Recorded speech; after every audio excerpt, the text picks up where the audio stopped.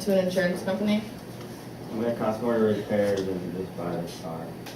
Yep, so when it exceeds 70% of the value of the car, insurance company thinks that or claims that it's not worth it, it's totaled, it's not worth it. So they're going to give you the money that. Or if the firewall has a break or it's bent, like cracked.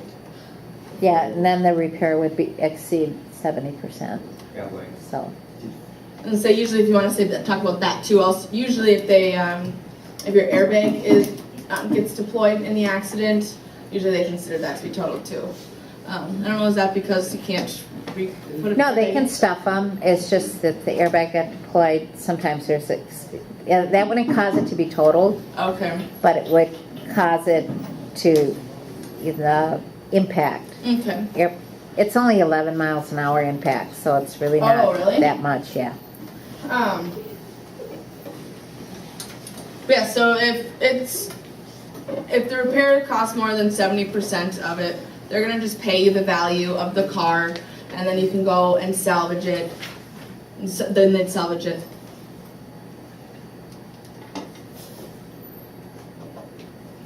What is a crash report? I don't know.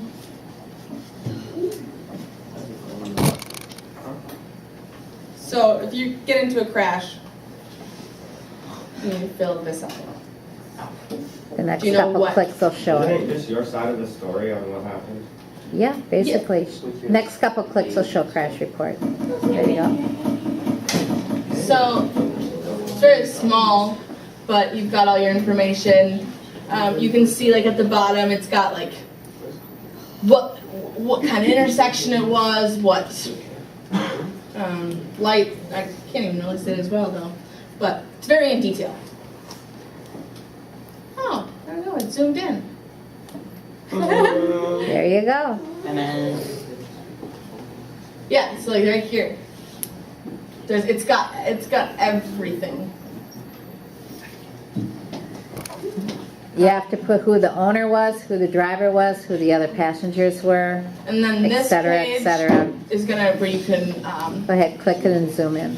this page you can describe the accident in words and then draw a diagram of it.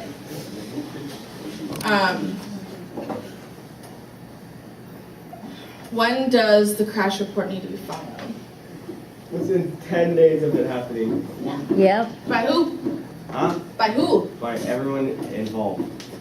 every Okay. driver, every driver. And what kind of crash facts determine it has to be filed? If it's more than $1,000 on Yeah. property damage, or if anyone's injured, killed.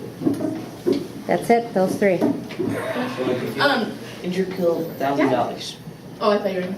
Yep. Does it bring up?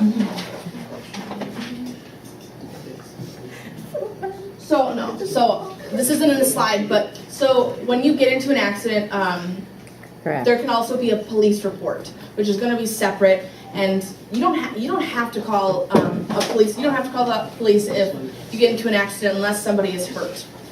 But it's a nice thing to do because to have their report means that that person can't go and fight and say that that was their fault. This is their fault, and take it back.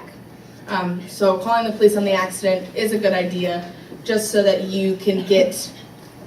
It protects you. Yep. If you are involved in a crash, who must stop? Everyone. All the drivers involved. Good Who job. else should stop? Bystanders that saw it so that they can give them their side of the story. Yeah. What information would you be providing to them Your after a driver's crash? license, your insurance, your address, your first, last name, and your phone number. Driver's license, insurance, yeah. License registration. When must you notify the law enforcement? Like we did just talk about, or just said. Injuries. Yep. Or over $1,000 in property. If someone dies too. Yeah, injury.